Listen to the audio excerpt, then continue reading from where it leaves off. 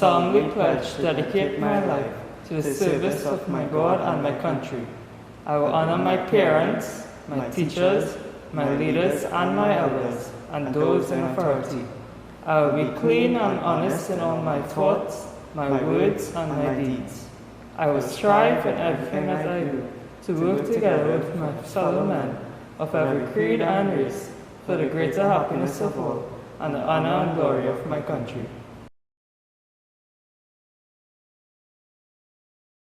Let us pray. Praise be to you, Almighty God, creator of the universe and all that is in it.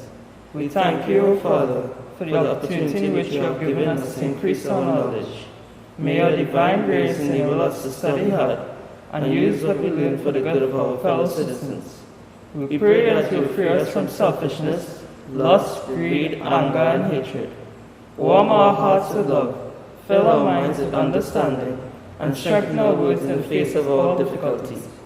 Help us, O Father, to make our beloved country of Trinidad and Tobago the kind of place you want it to be, the place where human dignity is respected, where equal rights are accorded to all citizens, where hard work is encouraged and rewarded, and where you, O God, reign supreme. Amen.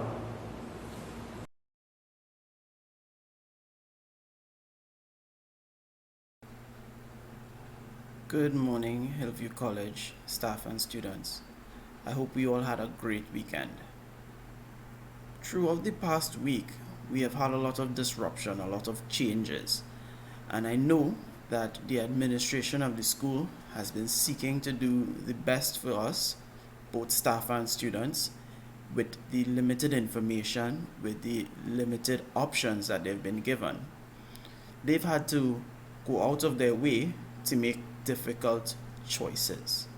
So what I want to talk to you about, what I want the students and the staff to recall, is that choices aren't always easy.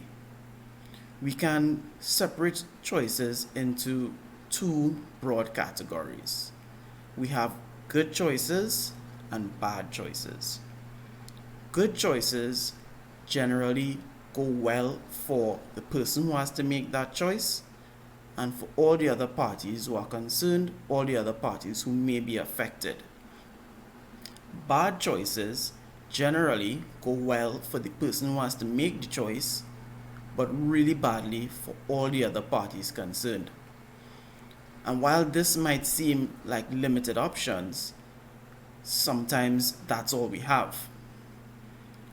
Sometimes what occurs is a third or seemingly third option, and I call those false choices, where those choices seem good right now, they don't hurt anyone, and they are really good for the person who has to make the choice, but in the long term, they go really badly for everyone, especially the person who has to make that choice or who has made that choice.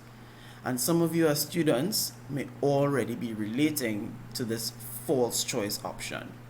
We see it a lot of times with procrastination, where it's really good to do something fun right now, but then it all comes crashing down later when we have homework, exams, and studies to catch up on, and we no longer can find the time to do it.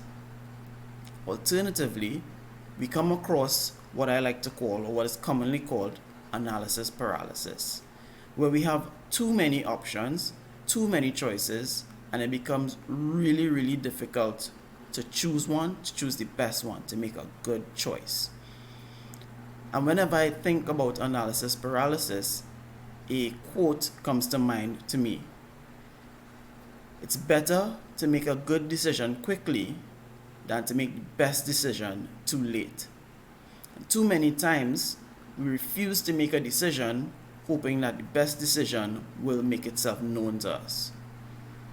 So in theme with that this morning, let me give you some good techniques for good decision making. One technique we can use for decision making is to give ourselves a time limit, and not the day before everything needs to be done, but with enough time that we can start and try and know whether we have made that right decision and whether we should continue along that path. Another good technique for decision making is listing the pros and cons for that any one decision.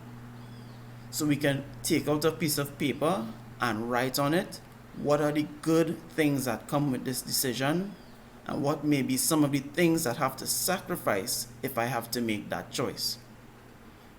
Another good option for making good decisions is to imagine how you're going to tell other people about the decision that you've made.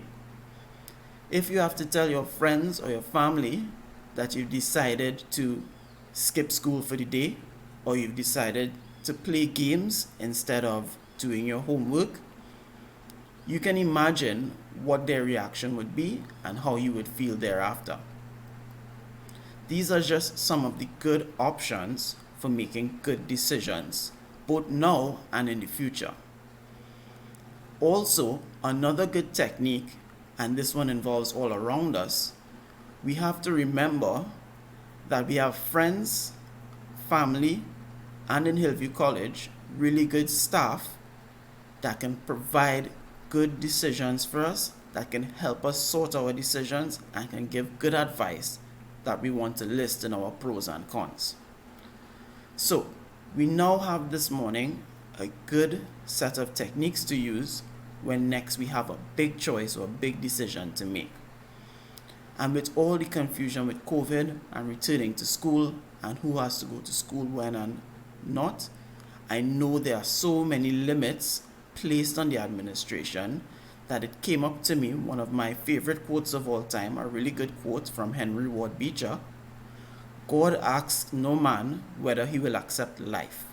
That is not the choice. You must take it. The only choice is how.